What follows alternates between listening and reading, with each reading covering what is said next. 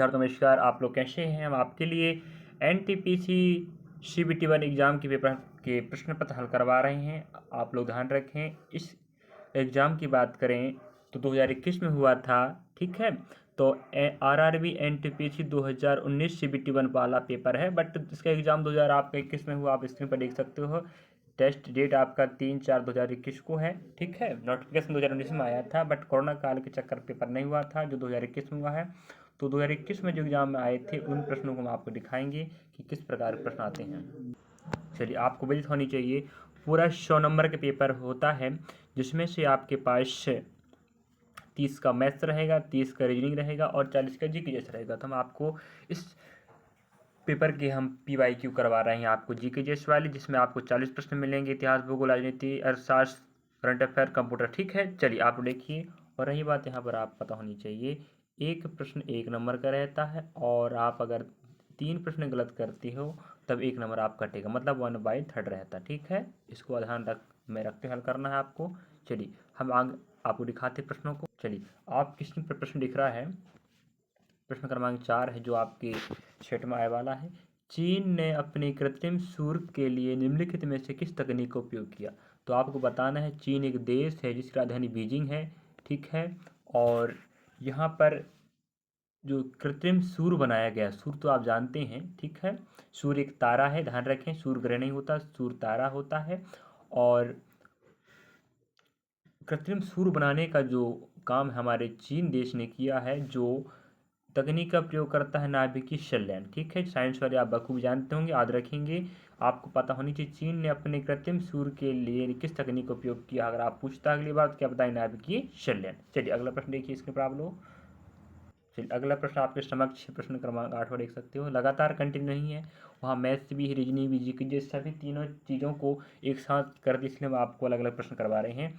MC का पूर्ण रूप पूछ रहा है, MCB का पूर्ण रूप, तो हम कह सकते हैं फुल फॉर्म भी पूछता, तो आपके पास आंसर क्या है? मिनिएचर सर्किट ब्रेकर, ठीक है। ऑप्शन बी आपका राइट आंसर है। क्या? मिनिएचर सर्किट ब्रेकर, याद रखेंगे, MCB का फुल फॉर्म होता है। चलिए, अगला प्रश्न देखते हैं हम स्क्रीन पर। आप प्रश्न क्रमांक 10वां है, जो तीसरा आपका रहेगा जीके जेस के तौर पर। संयुक्त राष्ट्र संघ का प्रमुख न्यायिक अंग कहाँ स्थित है? याद रखेंगे, संयुक्त राष्ट्र संघ का एक न्यायिक अंग है, जिसे हम संयुक्त अंतर्राष्ट्रीय न्यायालय कहते हैं, वह नीदरलैंड के हैग में, याद रखेंगे, ठीक है। नीदरलैंड कहाँ पर है? हैग एक शहर का नाम है जो नीदरलैंड पड़ता है, नीदरलैंड में, याद रखेंगे, ठीक है। इस नीदरलैंड में क्या है आपका? अंतर्राष्ट्रीय UNO का जो क्या आपका न्यायिक या सही अंतर्राष्ट्रीय न्यायालय जिसे कहते हैं, पूरे विश्व का न्यायालय आपका कहाँ पर है?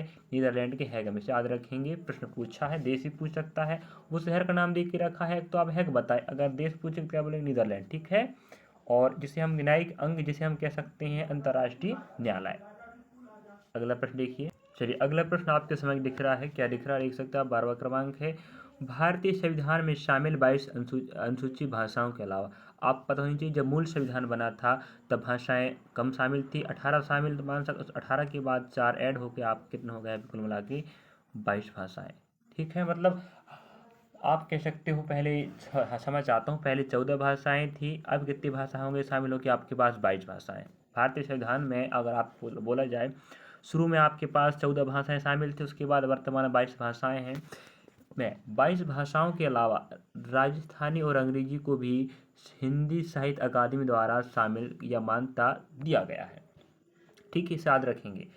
राजस्थानी और अंग्रेजी आपके 22 भाषाओं में शामिल नहीं है, इस बात की याद रखें। भारतीय संविधान में पहले 14 भाषा शामिल थी, अब हो गए आपके पास 22 हो गए हैं। उन 22 भाषाओं में इन दोनों का नाम शामिल नहीं है। इनके अलावा 22 भाषाओं के अलावा इन्हें हिंदी साहित्य अकादमी द्वारा क्या दिया गया? मान्यता, याद रखेंगे, ठीक है। चलिए, अगला प्रश्न देखिए आप लोग। अगला प्रश्न आपके समक्ष प्रश्न क्रमांक 14 है, बट आप लोग समझ सकते हो कौन सा प्रश्न है जी। चलिए, यहाँ पर हम बात कर लेते हैं। और क्या बोला है? जिनेवा में अंतर्राष्ट्रीय मानवाधिकार आयोग की स्थापना कब की गई? तो हमें शानदार प्रश्न मिल रहा है। और जिनेवा अंतर्राष्ट्रीय मानवाधिकार, तो आप बोलेंगे 24 दिसंबर 2003 को। तो हम जो राष्ट्रीय मानवाधिकार दिवस मनाते हैं वो मनाते हैं 10 दिसंबर, ठीक है। क्या? 10 दिसंबर को हम मनाते हैं अंतर्राष्ट्रीय मानवाधिकार दिवस। शायद यहाँ लग रहा मिस्टेक हुआ हो, बट हमें याद है, आपको बात होनी चाहिए, 10 दिसंबर को क्या मनाया जाता है, अंतर्राष्ट्रीय मानवाधिकार दिवस। ठीक है, तो आपको बोला जाए कि अंतर्राष्ट्रीय मानवाधिकार दिवस कब मनाया जाता है, आप क्या बोलेंगे, 10 दिसंबर को। शायद मिस्टेक हो रहा है या हो सकता है स्थापना हुआ हो, बट आपको स्थापना की बात कर क्या बोलेंगे, 24 दिसंबर 2003 को स्थापना हुआ, कहाँ पर, जिनेवा में, अंतर्राष्ट्रीय मानवाधिकार आयोग की। और मनाया कब जाता है, 10 दिसंबर को। ठीक है, चलिए अगला प्रश्न बने रहिए। शानदार प्रश्न लेके आए हम लोगों ने। चलिए, और अगला प्रश्न आप इसमें पर देख सकते हो, प्रश्न क्रमांक 15 है, इंटरनेट पर किसी कंप्यूटर को किसके द्वारा पहचाना जा सकता है, तो वो क्या है, आईपी एड्रेस। जैसे आपके पास बात करें, आईपी एड्रेस होता है, मोबाइल का भी आईपी एड्रेस होता है, लैपटॉप का भी रहे, कोई भी कंप्यूटर या इंटरनेट पर हम किसी भी कंप्यूटर के द्वारा पहचान सकते हैं। आईपी एड्रेस आप देखे होंगे, मोबाइल पर भी देखेंगे आप लोग ना, आईपी एड्रेस रहता है। ठीक है, तो आप लोग देख सकते हैं, मोबाइल आपके पास होगा तो ये पहचानने का क्या है, तरीका है। चलिए अगला प्रश्न देखिए। अगला प्रश्न आप क्रमांक 16 है, बट आप लोग समझ सकते हो, हम आप बता चुके हैं पहले से। मैथ्स से भी रीजनिंग जीके जैसा सब यही कंबाइन है, इसलिए हम आपको ओनली जीके जैस का पीवाईक्यू करवा रहे हैं। कम्युनिस्ट इंटरनेशनल के नेतृत्व हेतु चयनित किए जाने वाले प्रथम भारतीय कौन थे, तो याद रखेंगे, कम्युनिस्ट इंटरनेशनल के नेतृत्व में चयनित होने वाले प्रथम भारतीय की बात करें तो आपको याद होनी चाहिए, मानवेंद्र नाथ सिंह। कौन, मानवेंद्र नाथ सिंह जी थे, याद रखेंगे। इस प्रश्न का राइट आंसर, प्रथम भारतीय कौन है, मानवेंद्र नाथ सिंह। तो इस प्रकार आपको आंसर बताना था। चलिए आप लोग देख सकते किस प्रकार, चलिए कितने शानदार प्रश्न आपके समक्ष मिल रहे हैं। प्रश्न क्रमांक 18 देख सकते हैं यहाँ पर आप लोग, निम्नलिखित में से कौन सा राज्य भारतीय संविधान की 6ठी अनुसूची द्वारा शासित नहीं है।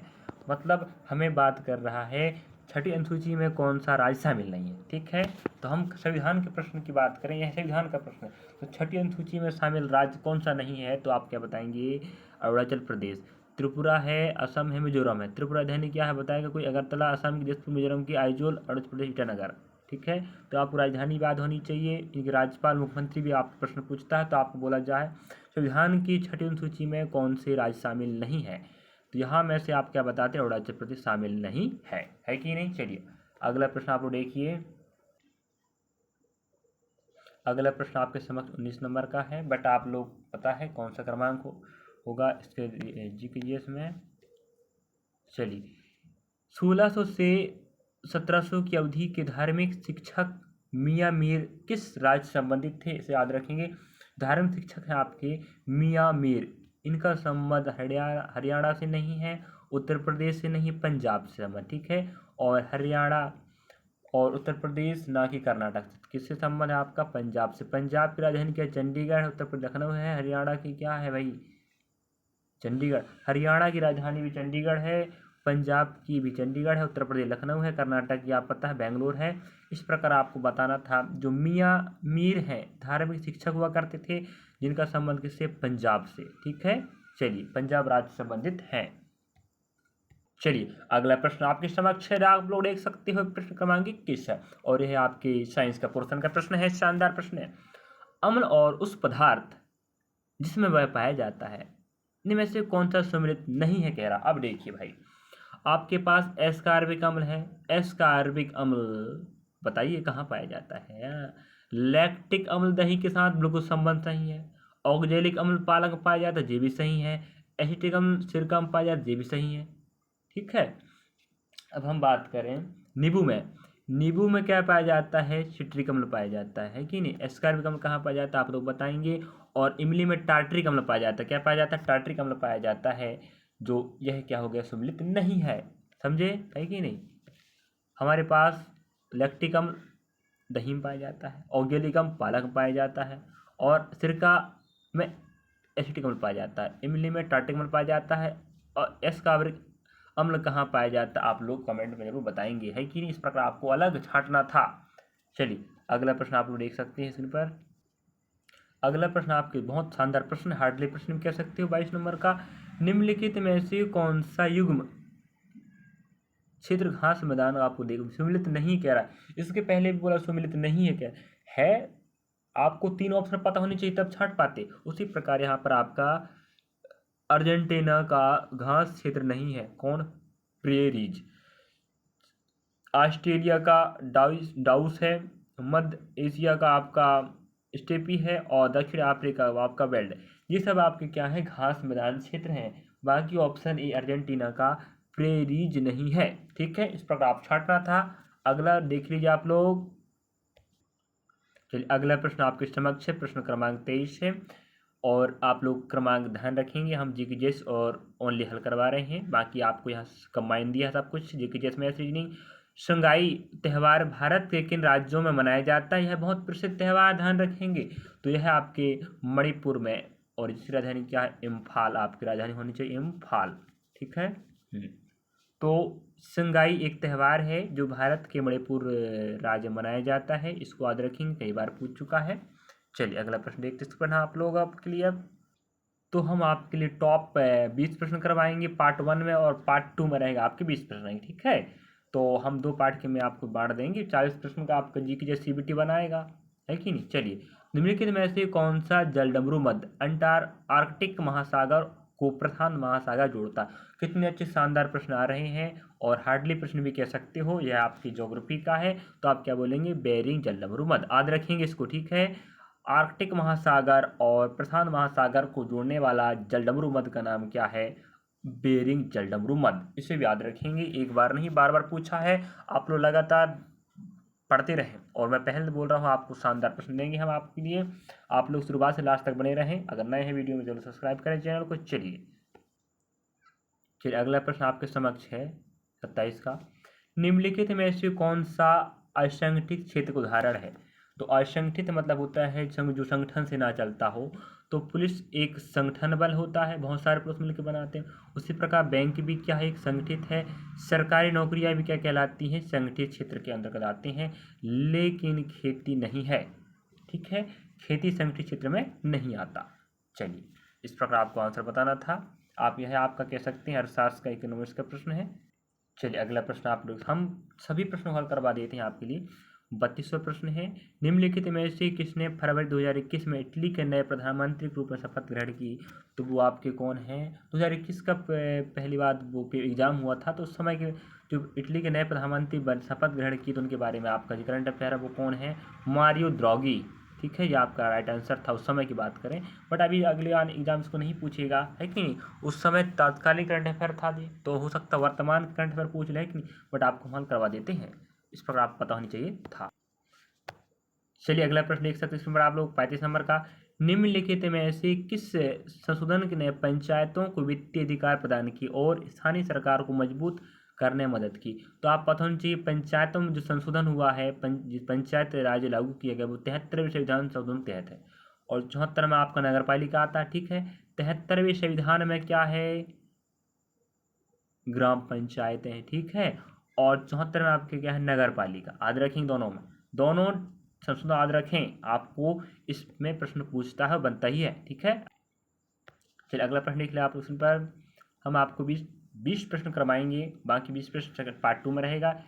इदुक्की जल विद्युत परियोजना निम्नलिखित में से किस नदी पर बनाई गई? इदुक्की आपके केरल राज्य में है। कहाँ पर है? केरल राज्य। और केरल में नदी बहती कौन? पेरियार है, तो वहीं पर होगी पहली बात, है कि नहीं। इदुक्की जल विद्युत परियोजना की बात करें किस नदी पर बनाए, तो आप पेरियार बोलेंगे, और राज्य की बात करें तो क्या बोलेंगे? केरल बोलेंगे। ठीक है, चलिए आप समझ गए होंगे। अगला प्रश्न देखते हैं। चलिए अगला प्रश्न की बात करें, तो 37 की बात करें। भारत और खालिस्तान ने फरवरी 2021 में सहतूत बांध बनाने के लिए समझौता हस्ताक्षर की। सहतूत बांध, जो एक बांध है उसका नाम सहतूत है। बांध जानते हैं आप लोग, पानी रोकने के लिए एक आप प्राकृतिक नियंत्रण है। ठीक है, उसका नाम बांध रखा जाता है। तो वो क्या? अफगानिस्तान।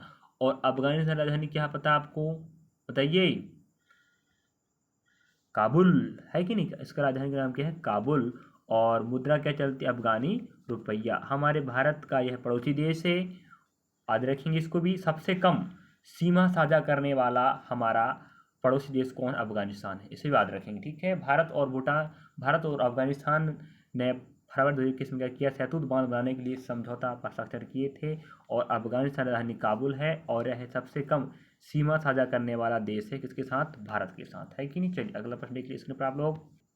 चलिए शानदार प्रश्न आपके समक्ष है, और यह प्रश्न आप पता होना चाहिए, और पूछता रहता है सरकारी आयोग की स्थापना 1983 में किस प्रयोजन है? आपको बोल देगा सरकारी आयोग की स्थापना कब हुई, तो अभी क्या बताएंगे आप लोग 1983 में, और यहाँ जोड़ के दे दिया। और यहाँ पूछ रहा है किस उद्देश्य से किया गया था, तो आपको राइट आंसर क्या है आपका ऑप्शन नंबर तीसरा। ध्यान रखें, इसको पूछ चुका विद्यार्थियों। सरकारी आयोग का उद्देश्य क्या था, तो आप पता होना चाहिए राज्य और केंद्र सरकारों के बीच संबंध और शक्ति के संतुलन की जांच करने और प्रयोजन सुझाव देने के लिए। मतलब राज्य सरकार और केंद्र सरकार के बीच में आपसी संबंध को बनाए रखने के लिए, सीधी बात है, उसकी लिए स्थापना किया गया था। कब? 1983 में। इसे याद रखेंगे, सरकारी आयोग की स्थापना कब किया गया और उद्देश्य क्या था, जानना जरूरी है, प्रश्न पूछ चुका है एग्जामों में, आप लोग ध्यान रखेंगे इस बात को। चलिए अगला प्रश्न आपके समक्ष है 40 नंबर का, और क्रमांक आप लोग याद रखने चाहिए। युवा बंगाल आंदोलन शुरू किसने किया था? तो बंगाल में एक आंदोलन छड़ा था जिसका नाम युवा बंगाल था। इसका नेतृत्व हमारे हेनरी विलियन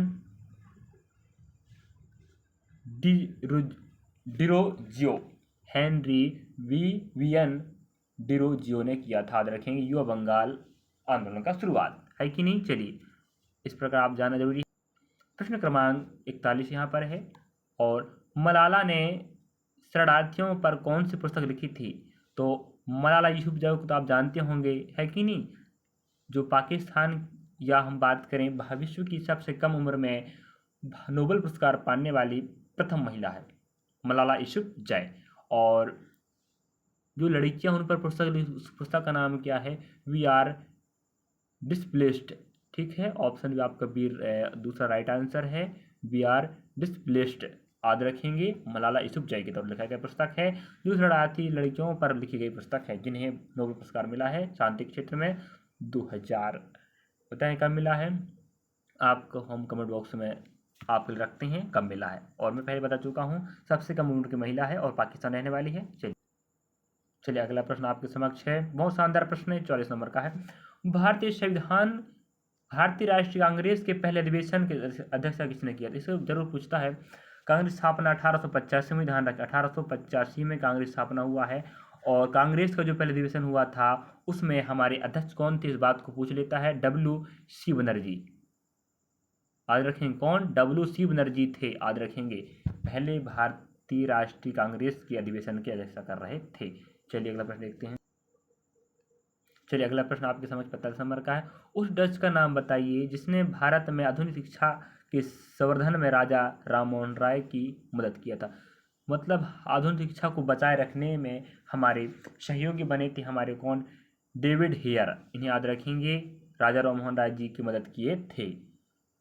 और किस, कहाँ से आए थे? डच थे। क्या कहेंगे आप? डच थे। उनका नाम क्या था? डेविड हेयर, जो राजा राममोहन राय जी के साथ मदद में योगदान दिए थे। चलिए अगला प्रश्न देखते हैं हम।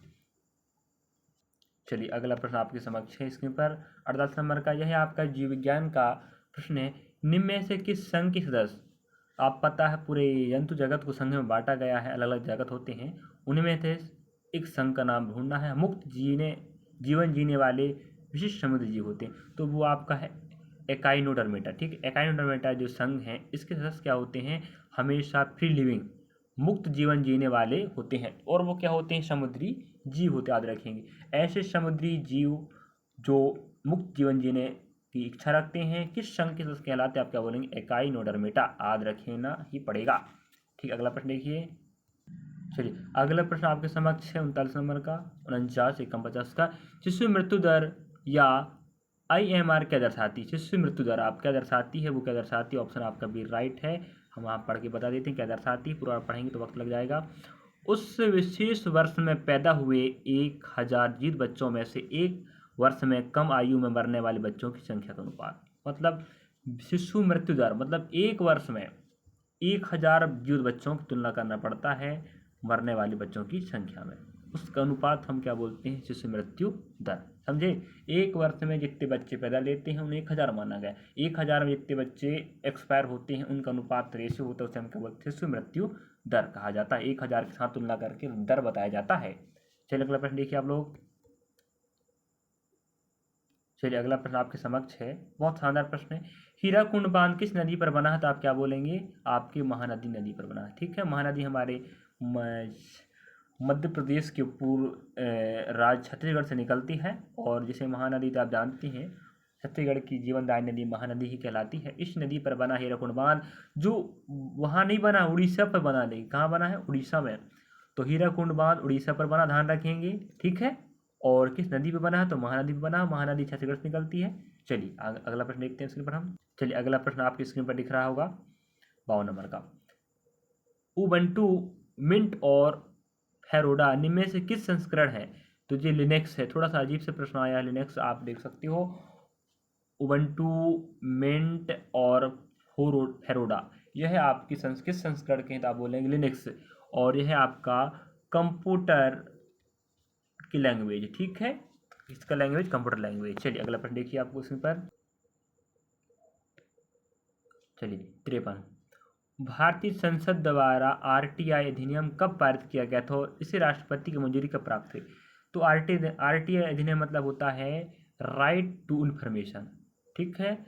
अगर आपके पास कोई जानकारी आपको निकालवाना है, आपके द्वारा किसी सरकारी जानकारी या कोई भी जानकारी आपको चाहिए, तो आप आरटीआई अधिनियम के तहत आप जानकारी प्राप्त कर सकते हो, ठीक है। यह मंजूरी या पारित कब किया गया था, तो आप क्या बोलेंगे, याद रखना पड़ेगा, मई 2005, जून 2005, इस बीच में, ठीक, मई जून के बीच में, याद रखेंगे। तो आरटीआई राइट टू इन्फॉर्मेशन, ठीक है। अगर आपको कोई भी जानकारी निकलवाना है तो इस अधिनियम या इस कानून के तहत आप जानकारी सरकार से मांग सकते हो, ठीक है, याद रखेंगे। जो मई 2005 और जून 2005 के मध्य पारित किया गया था संविधान के संसद के द्वारा और राष्ट्रपति द्वारा मंजूर ही दिया गया था, ठीक है। तो मई 2005 में पारित हो गया संसद में और जून 2005 में राष्ट्रपति द्वारा मंजूर किया गया था, याद रखेंगे। आप जो भी जानकारी सरकार से मांगना चाहते हो तो मांग सकते हो इस किस अधिनियम के तहत, आरटीआई अधिनियम 2005 के अधिनियम के तहत कह सकते, ठीक है। चलिए अगला प्रश्न देखिए इसमें पर आप लोग। प्रश्न क्रमांक आपके समझ दिख रहा है 54। एमएसपी का पूर्ण रूप क्या होता है।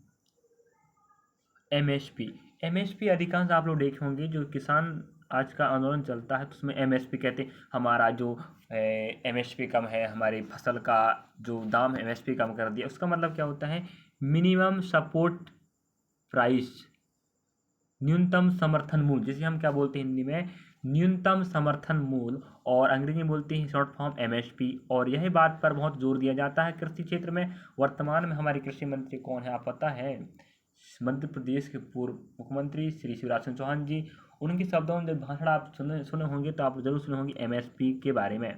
एमएसपी शब्द का प्रयोग करते हैं, जिसे हम न्यूनतम समर्थन मूल्य कहते हैं, जिसे हम अंग्रेजी बोलते हैं एमएसपी, और फुल फॉर्म होता है मिनिमम सपोर्ट प्राइस, ठीक है। चलिए अगला प्रश्न देखते हैं हम आपके लिए। चलिए अब आपके लास्ट प्रश्न आपके लिए है। यह हम आपके टॉप 20 प्रश्न करवाए हैं और आज रखेंगे, यह हम कहीं से प्रश्न उठा के लाए नहीं है। यह PYQ 2021 एग्जाम हुआ था NTPC का, उसी एग्जाम के प्रश्न है, हम मन से लाए नहीं पहली बार, ठीक है। आप लोग देख सकते ज़्यादा। तो चलिए, शिक्षा स्वास्थ्य एवं ग्रामीण आत्मनिर्भरता के क्षेत्र में अपार योगदान के लिए निम्नलिखित में किस महान हस्ती 2019 में सर्वोच्च नागरिक पुरस्कार भारत रत्न सम्मानित किया गया। तो वह आपके कौन है, नानाजी देशमुख, ठीक है, याद रखेंगे। 2019 में हमें भारत के 3 लोगों को क्या मिला था, भारत रत्न दिया गया था, नानाजी देशमुख, प्रणब मुखर्जी और भूपेन हजारिका, इन तीनों को याद रखेंगे। 2019 में अगर बोला जाए किन्हें भारत रत्न मिला था, तो आप क्या बोलेंगे, प्रणब मुखर्जी, कौन, प्रणब मुखर्जी और भूपेन हजारिका और नानाजी देशमुख, ठीक है। तो आप लोग याद रखेंगे तीनों को 2019 में भारत रत्न मिला है। इसकी शुरुआत 1954 में हुई है, याद रखेंगे, भारत रत्न शुरुआत 1954 हुआ है। और सर्वप्रथम हमारे भारत देश के प्रथम उपराष्ट्रपति और द्वितीय राष्ट्रपति डॉक्टर सर्वपल्ली राधाकृष्णन जी को दिया गया था 1954 में, ठीक है। और 3 लोग थे जिनमें से इनका नाम पहले आता है। 2019 में 3 लोग दिया गया, याद रखेंगे जी आप, ठीक है। चलिए इतना आप जानकारी हम बताना था। और रही बात विद्यार्थी, हम आपके लिए पूरे इस सेट का 20 प्रश्न हल करवाए हैं पार्ट नंबर 1 में। पार्ट 2 में हम नेक्स्ट 20 प्रश्न लेंगे, तो आप लोग बने रहिएगा। अगर आप नए हैं वीडियो में तो जरूर सब्सक्राइब करें, हम आपके लिए यह डाटा लाते रहेंगे। और आप लोग जो भी NTPC का जो PYQ के प्रश्न देखना चाहते हैं तो आप प्ले लिस्ट में जाकर देख सकते हैं। चलिए, थैंक यू, धन्यवाद।